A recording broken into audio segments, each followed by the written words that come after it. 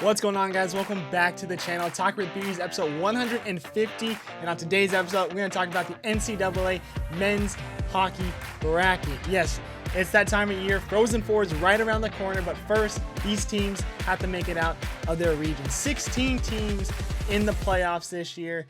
It's going to be a great tournament regardless because we got some outstanding teams. On this episode, we're going to talk about how these teams made it in. We're going to talk about the PairWise ranking. Is it good for the sport? Is it bad for the sport? Plus, take a deep dive into each region. We got Toledo, Manchester, Allentown, and Fargo to talk about, see how each team matches up against one another. Plus, you get my picks for each region and the Frozen Four, which will be held in St. Louis this year. So let's get straight into it since we got a lot to talk about. We'll start off with the overall bracket. Here's the bracket for this year. We got Michigan State, Boston University, Ohio State, and Cornell in the Toledo bracket. In the Fargo bracket, we got Western Michigan, Minnesota, UMass, Minnesota State. In Manchester, we got Boston College, Providence, Denver, and Bentley. And lastly, in Allentown, we got Maine, Yukon, Quinnipiac, and Penn State. The overall number one seed is Boston College out of the Manchester region. Big Ten champs Michigan State has the one seed in Toledo. Hockey East champs Maine have the Allentown number one seed. And NCHC champs Western Michigan has the number one seed in Fargo, North Dakota. So when we look at this bracket, what's it look like? To me, it looks very stacked when it comes to the Manchester bracket. I would not want to be Boston College, Providence, or Denver in that one. I think Allentown might be the easiest bracket out of the one seeds, but still, obviously, anything could happen. One game series, not a best of three. So one game, anything could happen with these teams. But I would not want to be in that Manchester bracket if I was a team for sure out of all these ones. But let's talk about how these teams made it. So if you win your conference, which there are 6 conferences, you win that conference tournament, you are automatically in the tournament, regardless of how good or how bad you were for the regular season. If you win your conference tournament, you are in automatically. That leaves 10 at-large bids for anybody else to make this bracket. How did this committee make those determinations on who those 10 teams are? Well, they use a thing called the PairWise Rankings. If you guys never heard of it, I'm in the same boat as you. I learned about this a couple days ago on what it is, how they use it, and what they look at for these PairWise rankings. So what is it? It's technically a statistic tool designed to approximate in the process by which the NCAA selection committee decides on what teams, the at-large bids will be handed out of the 16-team NCAA tournament. Although the rankings are not solidifying a team making it in or not making it, the PWR, which is the PairWise rankings, accurately predicts which teams do make the tournament. So even though they might be PairWise rankings higher than another team, that lower team could still technically get in, but it sounds like most of the time the committee does use this PWR rankings for it. So that is just a little summary of what it is. Who are included? All D1 teams, which is, I believe, 64 teams or something like that. I'll correct myself if I'm incorrect on the screen there. But ever since 2013-2014 season, they have included all D1 teams. Initially, it was only teams above 500. So now all teams are included in the PWRs. So what is it comparing? It's comparing 3 statistics. RPI, which is rating percentage index, which weighs the good games of home and away games for these teams, plus quality win bonuses for beating a top 20 team. So that is RPI, record against common opponents, and head-to-head competition. So it takes every single team and pieces it up and compares them against every single team. So for example, Boston College has to be compared to every other single team in the Division I men's hockey. And if you win between those comparisons, you are granted 1 PWR point, and accumulating all those points ranks those teams 1 through 63, 64 teams, however many teams there are in the league. So seems like a lot. It's a lot to take into. It's a lot of process, especially comparing team to team to team, and you got to do that for every single team. So that kind of gets very jumbled up and stuff like that, but it makes sense. It's statistics. You can't really kind of go against it. It's plain and simple. The data is right in front of you. Very confusing, yes, but it's just the way it works. It's just the way college hockey has been doing it for a long time now, and even with all teams since the 2013-2014 season. So it's been working. It's definitely controversial, especially because a lot of teams deserve spots in the playoffs compared to other teams based off of the PWR points. It doesn't seem like it should be, but in my opinion, I think it's very controversial. I think you should just look at how teams are doing based off of not just all season long, but even going into the conference tournament. Did they get snubbed? Did they not do well to end the season, but yet they started off the season very well? I think the way that college basketball does it when it comes to getting teams in there is a lot better than how college hockey does it. But regardless, it's just what they do. They've been doing it for a long time. And I mainly say this because I think teams like Michigan and Arizona State got snubbed this year. Michigan had a very good season, really good conference team to play against, and yet they were on the outside looking in. They had to win their conference tournament. They did not. Same with Arizona State. They were looking on the outside coming in, mainly because those six conference champions automatically get spots, and there were a couple teams below Michigan and Arizona State that did get in the PWR rankings because they won their conference. And it sucks to see teams like Michigan and Arizona State, who had a great season, could do something really big in this tournament, yet they are not granted a spot because of the PWRs.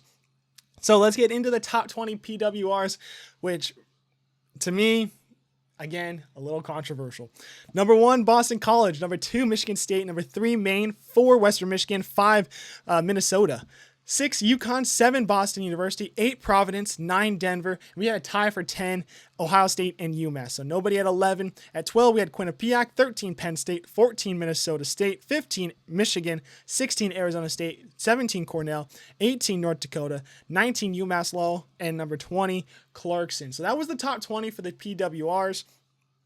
Again, Michigan, Arizona State outside looking in. They weren't able to win their conference, so therefore they did not get into there. So very tough season end for both of those squads, especially because Cornell made it into it. They were 17th. A team like Bentley, they won their conference. They got in. They were ranked 22nd. So teams lower than those better teams got in because they win their conference. So we're done with the PWRs. Hopefully you guys understand what that is. It took me a long time to really kind of figure it out, but hopefully you guys understand how they make their top 10 bids for the conference tournaments, or from the conference tournaments into the NCAA tournament. So let's get into each bracket. We'll start off in Toledo. Boston University will face Ohio State to start off on Thursday, 2 p.m. Eastern on ESPNU, and Michigan State will play Cornell Thursday, 5:30 p.m. Eastern Standard Time, ESPN Plus. So all these times that I'll be noting are Eastern Standard Time, just to note for the rest of the time. So 2 o'clock, 5:30, early start for your Pacific time people, which is me, obviously. But everything could be on ESPN, ESPN Plus, or the ESPN app. So it will definitely be accessible to everybody. So Friday will be the final, or excuse me, Saturday will be the finals for this region. That will be at either 4 o'clock or 6:30, depending on what the NCAA chooses with the other region. So let's start off with Michigan State. They went 26-6-4, PWR rank of 2, and they won the Big Ten. That's how they got into here. They're 6-3-1 in the last 10, 29th appearance, 11 times in the Frozen Four, looking to make it 12, 3 national champions to their record. They've done very well in this tournament. They've done very good job against teams in the playoffs. They're 10-3-4 against teams in the playoffs this year. They beat Ohio State 4 times, Minnesota twice, and they lost in overtime twice to Minnesota. So it's really been a good performance all season long from Minnesota, or excuse me, for Michigan State. So they're going to be a tough team to beat. We head up to the second seed, Boston University. They went 21-13-2, ranked 7th in the PWRs. They got an at-large bid. They went 6-3-1, did lose in the conference semifinals to UConn, but they've made it 40 times to the tournament, 24 times to the Frozen Four, and they got 5 national champions on their belt. They're 8-7-2 against playoff teams, so a little bit more about the 500 level. When you look at the opponents, they've done well. They played UConn 1-1-1, Maine 0-1-1, UMass 2-1-0. So they've had some good opponents, yet they're not able to really kind of get over the hump against some of these really bigger teams. So maybe BU is going to struggle this year in the regions, but they did win the Bean Pot. And if you guys did watch one of the Wednesday news earlier in the year, if you win that Bean Pot, you have a better chance to win the national champion. If you don't win that Bean Pot, based off of history, you have a 0% chance to win the national championship. So teams like Boston College, even though we'll mention them later, technically does have a 0% chance based off of history compared to Boston University, who did win the Bean Pot earlier this year. We head to Ohio State now, 24-13-2. PWRs of ranking 10. They went at-large bid, went 5-5, lost in the finals to Michigan State, but had a very good performance all season long. They haven't been in the tournament nearly as many times as some of these other teams. Did very well against Penn State this year, 3-0-2 record for them. But against Michigan State, they went 1-4. Against Minnesota, they went 1-3. I don't think Ohio State has enough to get themselves into it. They're 5-7-2 against playoff teams. It's going to be a tough road for the Buckeyes there. And lastly, Cornell, 18-10-6, ranked 17th, the ECHC champs. They went 8-2 to end the season. And the 27th appearance for the Big Red. Unfortunately, they haven't faced too many playoff teams. They're 1-1-2. They only faced Quinnipiac. So it's the kind of thing where they did get 2 losses or 2 ties. They did win those ones in a shootout. So there's no shootout in the playoffs. So can we see a Cornell upset over Michigan State? It's going to be tough for them big time. I personally do not see it. I think Michigan State will beat Cornell, and that is my first pick of the episode. I think Michigan State is going to roll past the Big Red. My other game, BU, Ohio State. I don't think Ohio State has enough there. I think BU wins in. I think BU versus Michigan State will be the regional finals. And I got BU over Michigan State. I think Michigan State's a great team, don't get me wrong. But I think BU, just based off of history, what they've done in the past, I think they're just a little bit better, a little bit stronger, really good goaltending too for the Terriers. I got the Terriers making it out and being the first spot in my Frozen Four. All right, let's head to Fargo now, where we have Western Michigan versus Minnesota State. That is Thursday, 5 p.m. ESPNU. And the other teams, we got Minnesota versus UMass, Thursday, 8:30 ESPN2. We'll start off with Western Michigan. They're 37-1. PWR a number 4. NCHC champs, won in double overtime against Denver. Very great comeback in that one. Western Michigan down 3-0. Able to win that one 4-3 in double overtime. Great game by the Broncos. They ended the season 8-2, 10th appearance overall. They have not made it to the Frozen Four before, so history's not on their side, but they haven't really faced too much playoff team wise. They're 2-2-1 against playoff teams this season, so maybe a little bit struggle there, but they're probably one of the best teams I think that went kind of underrated. Yeah, they were ranked top 5 pretty much all season long, but no one really talked about them. They were one of the best teams I saw in conference play when I was watching Arizona State. So I think Western Michigan is a force to be reckoned with. Do not be surprised if they just squash this region. I won't make my pick yet, but watch out for the Broncos, man. We'll head to the second seed, Minnesota. They finished the season 25-10-4, ranked 5th. They got an at-large bid. The last 10 games, they went 5-4-1. They lost in the quarterfinals to Notre Dame, so they haven't played in a while. That could hurt Minnesota here. Their 42nd appearance, though, in the tournament. They've been in the Frozen Four 23 times, and they got 5 national championships. Last year, they lost to BU in the regional finals, so they didn't even make the Frozen Four last year, and they got themselves a tough opponent when it comes to potentially having to face Western Michigan there. So it could be a back-to-back year without the Gophers making the Frozen Four. They went 6-3-3 though against playoff teams, so pretty solid record there. They beat Penn State and Ohio State. I think the weaker of the teams that made the playoffs of the Big Ten. They went 0-2-2 against Michigan State. And lastly, we got the third seed, UMass. They went 20-13-5, ranked 11th, got an at-large bid, lost in the quarterfinals to BU, finished off the last 10 games 5-2-3. Their 7th appearance in the tournament. They have won the national championship only once back in 2021. So UMass, kind of on the up when it comes to recent history. They're team this year went 6-5-3 against playoff teams, so pretty solid. They beat Boston University, they beat Providence, Maine, UMass, Boston College, and Bentley. They pretty much split all those series though, so a lot of 500 record there for them. So I think UMass could be a very good team, could be a sneaky good pick. I could see them winning their first game, but obviously it's going to be tough with this region. I think this region could be one of the tougher ones, even though I did say Manchester, I think, is the toughest region to be in. And lastly, we got Minnesota State. They finished the season 27-8-3, 9-0-1 in the last 10. They were ranked 14th, and they were the CCHA champs. This is their 12th appearance. They've only been to the Frozen Four twice, so really not much to say out of Minnesota State. I don't know them too much, besides they are one of the more dominant teams in the CCHA, and they won their conference. You could tell 9-0-1 to end the year, so nice little point streak they got for the Mavericks there. But they haven't faced one playoff team all season long. With their scheduling, I think it's going to be a little bit of a tough patch there, and I think Minnesota State might have a tough road ahead of them, especially against Western Michigan, who I have them beating in the first round. I think Western Michigan destroys Minnesota State. I just don't think Minnesota State is ready for a team like Western Michigan. The other game, UMass and Minnesota, I got UMass over Minnesota. I think UMass is a very underrated team. I think they can make it past the Golden Gophers here, and I think the Golden Gophers, even though they have a winning record against playoff teams, 6-3-3, I could see them not being prepared because the best teams that they face when it comes to the playoffs, they did not beat, which was Minnesota State or Michigan State. So I think Minnesota's going to have a hard time here in this one. And I think both Minnesota schools go out early in the first round, leaving us with a Western Michigan versus UMass. And I think the Broncos are killing it at this region. I think Western Michigan moves on to the Frozen Four, get into there over UMass. And I think they're going to be a force to be reckoned with when it comes to that Frozen Four. So they got my second spot in the Frozen Four for St. Louis. Next up, we got the Manchester. I think this is the worst bracket to be in. I think this is going to be the hardest one to pick. I think it could go any way when it comes to these four teams. I think there's one team that I'm not very highly on, but the other three, I think, definitely have a chance to win this region. We got Boston College versus Bentley. That's Friday, 2 p.m. on ESPNU, and Providence versus Denver, Friday at 5:30 p.m.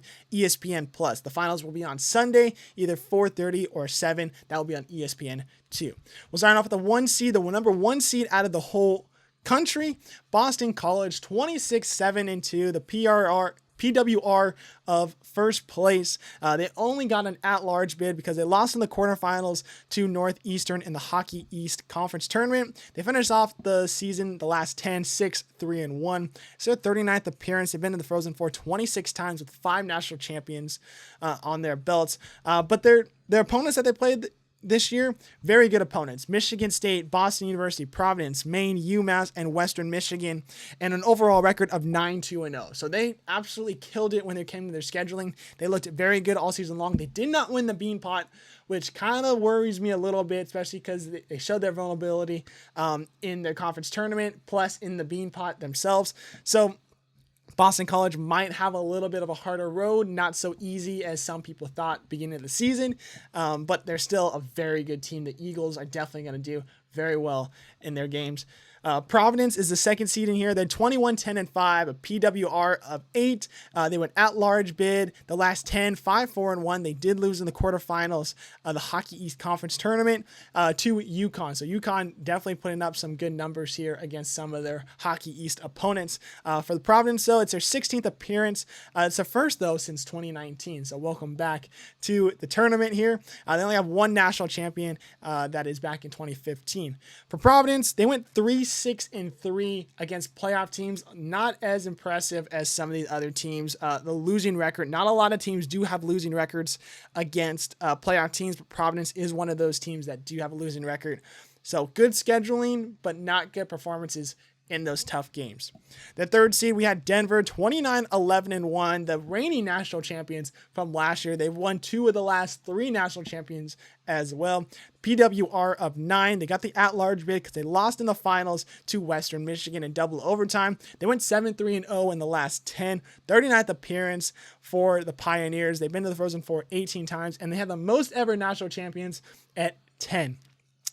So Denver looking to go back-to-back. They have not faced a lot of playoff teams this year, only faced Maine and Western Michigan. They went 2-2-1 in those games. So Denver, pretty solid this year. They haven't been the normal Denver Pioneer team that we've seen in the past, but they have history on their side. They got a lot of experience. They have probably one of the best coaches in college hockey, I think. So I think Denver, even though they're a third seed in this bracket, even though they didn't win their conference, I think they're still going to be a team you got to watch out and pay attention to, because if you overlook them, I don't think Denver is going to take that lightly. So I think the Pioneers could be a sneaky good team in this region.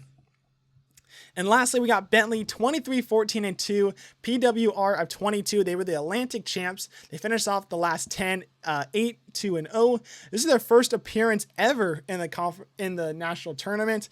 So they set a record for wins for the program, and it's their first winning season since the 2020 season. For Bentley, they only faced 2 opponents this year, 2 games out of conference. They had UMass, and they lost to them, and they actually beat Maine earlier in the year. So 1-1-0 for the season. I don't know if Bentley really does have enough there to get me excited for them. It's their first tournament. They haven't faced a lot. They're out of a conference that doesn't really do much when it comes to national rankings and stuff like that. So I don't really like Bentley very much. And they have to face Boston College, which is not a very fun first opponent for your very first tournament. So for my picks, I got Boston College over Bentley. I don't think that is a very big surprise there. The next one, I got Denver over Providence. I don't think Providence has prepared themselves enough to beat a team like Denver. Yes, Denver did show vulnerability all season long when it came to teams like Arizona State. They lost 3 of the 4 games to ASU. They lost the semifinals to Western Michigan team, who's a very good team, but they were up 3-0 in that game.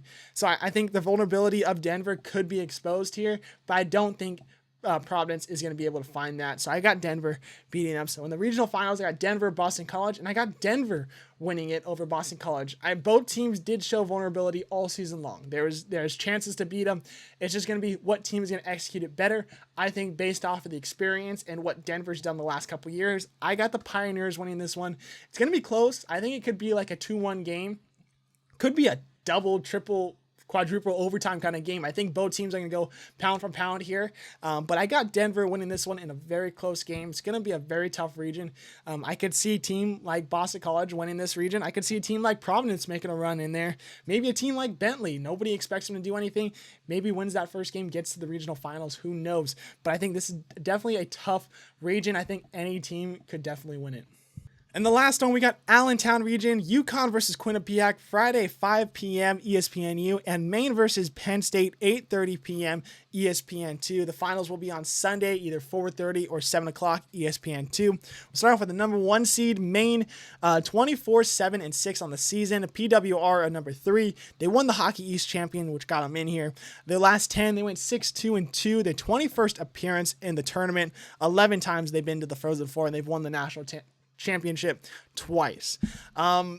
Honestly, Maine, not very excited about them. I mean, I think this region might be the weakest of the 4. So Maine might have the easiest path as any of the 1 seeds. But I don't know if Maine has shown enough for me to be like, yep, they're the top team of the ones. They went 7-6-4 against playoff teams this year. They have a very, very good schedule, though. They played Boston University, Providence, Quinnipiac, Boston College, Denver, UConn, UMass, and Bentley. So they faced against a lot of good teams this year. So they did prepare themselves there. But I think definitely Maine is not going to be a team that is a for sure lock as one of the number 1 seeds there. We had the 2 seed UConn. They went 22-11-4, PWR of 6. They got the at-large bid this year. The last 10, they went 8-1-1 and lost in the finals to Maine. So they're going to potentially have that matchup again, UConn versus Maine. UConn gets their first appearance in the tournament, 27 years at the D1 level. So congrats to them. They set a record this year for most wins as a D1 team as well. So UConn has put up a lot of good numbers. They're getting the opportunity to be in there, and they deserve it. They've had a very good season all year long. They went 5-4-4 against playoff teams this year. They faced Boston University, Providence, Maine, UMass, and Quinnipiac. So good opponents, and they did not lose to any of those teams more than once in regulation. So UConn's got a very good team this year, but can they get past Maine which is going to be the biggest problem, I think, of this region for them.